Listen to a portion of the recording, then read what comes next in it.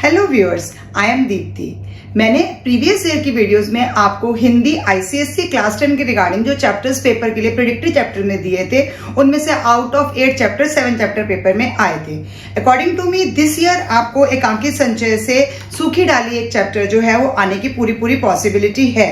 तो ये चैप्टर आज मैं आपको नाटकीय रूपांतर के थ्रू दिखाना चाहती हूँ, जो कि उपेंद्र नाथ अशक जी द्वारा लिखा गया है, जो बहुमुखी प्रतिभा के धनी थे। वही बरामदा दोनों तख्त पूर्वत खिड़कियों के बराबर रखे हुए हैं और 2 चारपाइयां वैसे ही दीवार के साथ लगी खड़ी हैं। हाँ, कुर्सी मध्य में आ गई है। ज्ञात होता है कि इस पर छोटी बहू बेला बैठी धूप सेक रही थी, किंतु पर्दा उठने पर वह आकुलता से बरामदे में घूमती हुई दिखाई देती है। एक हाथ में पुस्तक है, मानो पढ़ते पढ़ते कोई विचार आ जाने से उठकर घूमने लगी हो। मैं किन लोगों में आ गई हूँ? ये कैसे लोग हैं? कुछ भी तो समझ नहीं सकी। आज कुछ है, कल कुछ, पल में तोला पल में माशा। इनका कुछ भी तो पता नहीं चलता। गर्म होते हैं तो आग बन जाते हैं और नर्म होते हैं तो मोम से भी कोमल दिखाई देते हैं।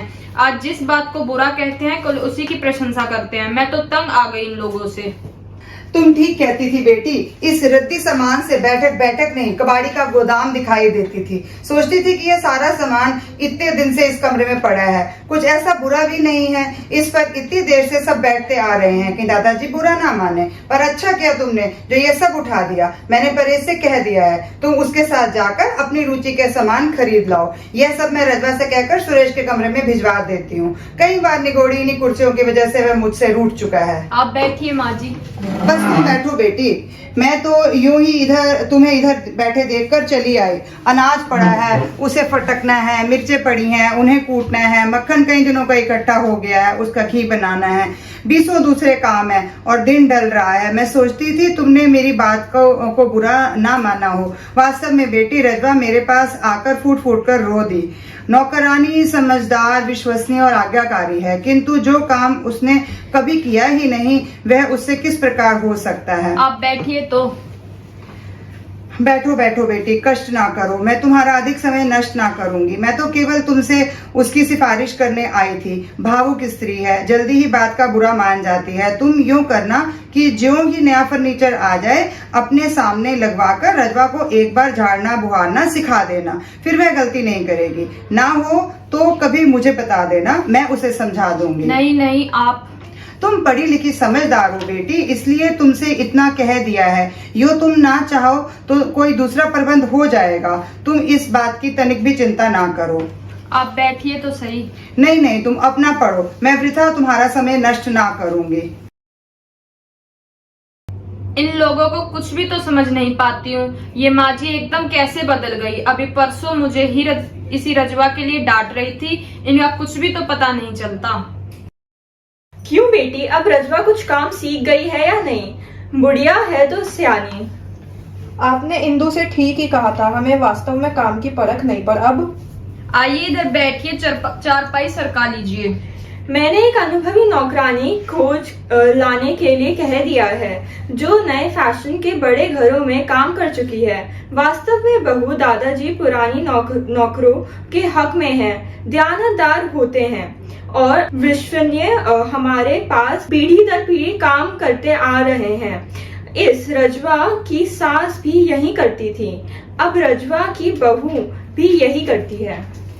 मैं कहती हूँ बहन जी, आप रजवा की बहू को ही अपने पास क्यों नहीं रख लेती? उसकी उम्र भी कम है और काम भी जल्दी सीख जाएगी। नहीं, नए नौकर की आवश्यकता नहीं, रजवा काम सीख जाएगी। पर आप खड़ी क्यों हैं? हम तुम्हारा हर्ज नहीं करेंगे। मेरा कुछ हर्ज नहीं होता। हम आपसे छोटी हैं, वर्ग में भी और बुद्धि में भी। आप मुझे क्यों कांटों में घसीटती हैं? आप मेरे साथ क्यों परायों का सब व्यवहार करती हैं? बैठिए मंजली भाभी, आप भी बैठिए। मैं चलती हूँ। परायो कासा। बाहर से मंजली बहू के कह की आवाज आती है। दूसरे क्षण वह और इंदु पारो के कंधे पर झूलती हुई बाहर के दरवाजे से आती हैं। सच? और क्या मैं झूठ कह रही हूँ? अपनी 2 आंखों से देखा।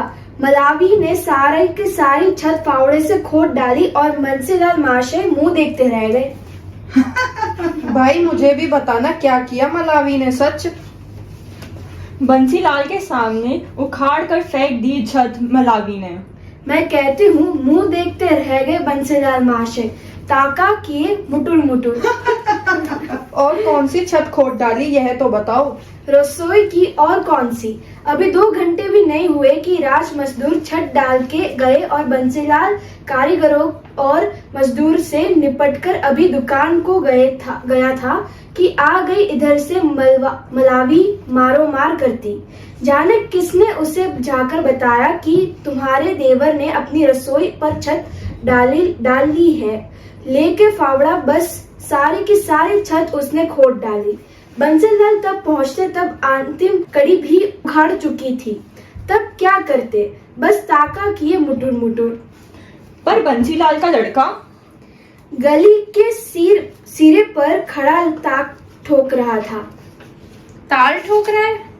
सच ताल ठोक रहा है और ललकार रहा है कि मैं ब्योड़ी की छत खोद डालूंगा, मैं मकान को खंडर बना दूंगा, मैं यह करूंगा, मैं वह करूंगा। और इधर मलावी कमर कसे खड़ी है कि आए जो माई का लाल है, रखे पाओ घर के भीतर। भाभी आ रही है। क्यों जीजी आप चुप क्यों हो गई? किस बात पर कह कह लगाए जा रहे हैं? यूं ही हंस रही थी।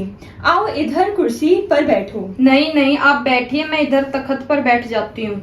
आइए आप इधर बैठिए। आइए आइए, आप इधर बैठिए। बैठिए भाभी जी, आप चली क्यों? मैं तो इधर ही जा रही थी, यूं ही जाते जाते खड़ी हो गई। मैं आपकी हंसी में बाधा नहीं डालना चाहती, आप हंसिए कह के लगाइए। मैं कहती थी ना कि इस और न आओ, मेरी मूल आदत हुई हंसने की।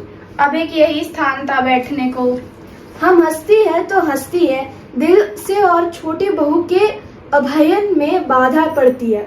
मैं कहती हूँ दादाजी को यदि पता चल गया कि हमारे यह बैठने से छोटी बहू के पढ़ने में खलल आता है तो वह। किंतु यही एक जगह थी पर्दे वाली। तुम भूल गई, हमें ही तो दादाजी ने खास तौर पर सतर्क रहने को कहा था। मैं कहती हूँ चलो मेरे कमरे में। मुझे तो दादाजी के कपड़े धोने हैं, मैं चली। ठीक है, तुम लोग अब यहाँ इतना ना बैठा करो, हम तो गोदान में जा रही थी। चलो गेहूं छटवा ले। छोटी बहू तो कब की गई हुई है, फिर तो अंत हो जाएगा दिन और मेहरियां चली जाएंगी। मैं तो फंस गई मंजली की बातों में, चली चलो। मैं कहती हूँ पारो चल मेरे कमरे में, यहाँ चलकर बैठ। मुझे तो जाना है भाभी, लल्ला आ गया होगा, ना मिली तो चिल्लाएगा। यह छोटी बहू तो बात सी आकर सबको डरा गई। सुने तुमने मलावी की बात, खोद डाली उसने सारी की सारी छत। मलावी ने छत खोद डाली? हाँ हाँ, आज अभी राज मजदूर छत बनाकर गए थे कि आ गई मलावी मारो मार करती। पर चलो मेरे कमरे में, वहाँ चलकर सब बताती हूँ। यहाँ तो छोटी बहू की पढ़ाई में बाधा पड़ती है। आप मुझे मेरे मायके भेज दीजिए। मुझे ऐसा लगता है जैसे मैं अपरिचितों में आ गई हूँ। कोई मुझे नहीं समझता, किसी को मैं नहीं समझती। आखिर बात क्या है, कुछ कहो ना। मैं जाती हूँ तो सब खड़ी हो जाती हैं, बड़ी भाभी, मंजली भाभी और माँ जी तक। मेरे सामने कोई हंसता नहीं, कोई मुझसे अधिक समय तक बात नहीं करना चाहता। सब मुझसे ऐसे डरती हैं जैसे मुर्गी के बच्चे बाद से। अभी अभी सब हंस रही थी, ठहाके पर ठहाके मार रही थी। मैं गई तो सब ऐसे सन्न रह गई जैसे भरी सभा में किसी ने चुप की सीटी बजा दी हो। पर इसमें और कोई मुझे काम को हाथ लगाने नहीं देती। तनिक सा अब भी काम करने लगूं तो सब भागी आती हैं। सब मेरा इस प्रकार आदर करती हैं मानो मैं इस घर की सबसे बड़ी बहू। मैं नहीं समझता तुम क्या चाहती हो।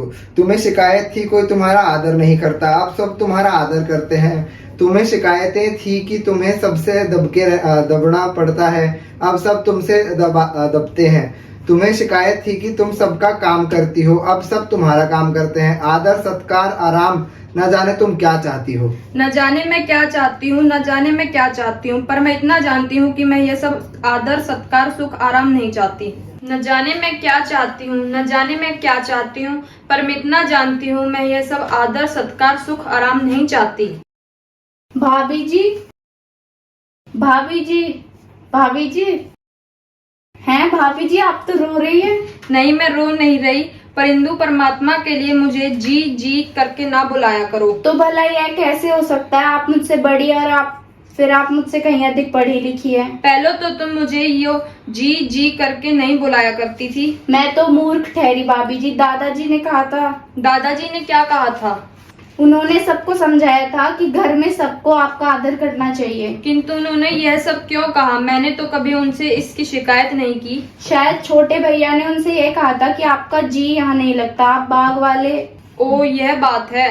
दादाजी और सब सह सकते हैं, किसी का पृथक होना नहीं सह सकते। हम सब एक महान पेड़ की डालियां हैं, वे कहा करते हैं, और इससे पहले कि कोई डाली टूटकर अलग हो, मैं ही इस घर से अलग हो जाऊंगा। और उन्होंने हम सबको समझाया कि हम आपका आदर करें और काम करें, वे आपको पढ़ने पढ़ाने का समय दें। पर मैं तो आदर नहीं चाहती और मैं तुम सबके साथ मिलकर काम करना चाहती हूँ। यह कैसे हो सकता है भाभी जी? आप लोगों ने मुझे कितना गलत समझा और मैंने आप लोगों को कितना। आप कैसी बातें करती है? लाइए कपड़े लाइए, मैं दादाजी के कपड़े धोने जा रही हूँ, साथ ही आपके भी फटक लाऊं। भाभी जी, मैं भी तुम्हारे साथ जाऊंगी, मैं भी तुम्हारे साथ कपड़े धोऊंगी। दादाजी नाराज होंगे। मैं दादाजी से कह दूंगी। भाभी जी। मुझे केवल भाभी कहकर मेरी प्यारी इंदु। भाभी। चल कपड़े धोएं, धूप निकली जा रही है। पर कपड़े? मेरे कपड़े आज रजवा ने धो दिए थे, शलवार कमीज ही तो थी। चल मैं तेरी सहायता करूंगी। दोनों चली जाती हैं। कुछ क्षण बाद बरामदे में कपड़े धोने का शब्द आने लगता है। दादा गैलरी की ओर से हुक्का गुड़गुड़ाते गुड़गुड़ाते मल्लू की उंगली थामे प्रवेश करते हैं। हाँ बेटा, तुम्हें मेले मिलने ही चलेंगे, जो तू कहेगा वही खान ले देंगे। मैं उड़न खटोला लूंगा। सहसा भाग के दरवाजे के पास जाकर ठिठक जाते हैं। हैं छोटी बहू? मैंने तो बहुत तेरा कहा पर भाभी मानी नहीं। छोटी बहू इधर आ बेटी। बेटा कपड़े धोना तुम्हारा काम नहीं है, पढ़ लिख कर। मैंने बहुत तेरा कहा पर भाभी नहीं मानी। इंदु तुझे कितनी बार कहा है कि आदर से। दादाजी आप पेड़ से किसी डाली का टूटकर अलग होना पसंद नहीं करते, पर क्या आप यह चाहेंगे कि पेड़ से लगी लगी वह डाल सूखकर मुरझा जाए? इसी के साथ ये एकांकी समाप्त होती है। Thank you for watching till the end. Keep watching, sharing and subscribe to my channel. मुझे आशा है कि ये एकांकी देखने के बाद आपको ये इतना मुश्किल चैप्टर बहुत इजीली समझ में आ गया होगा। अगर फिर भी नहीं आया होगा तो आप मुझसे डिस्क्रिप्शन बॉक्स में लिखकर पूछ सकते हैं, या अगर आपको क्वेश्चन आंसर्स की जरूरत है तो वो भी आप मुझे बता सकते हैं। Thank you.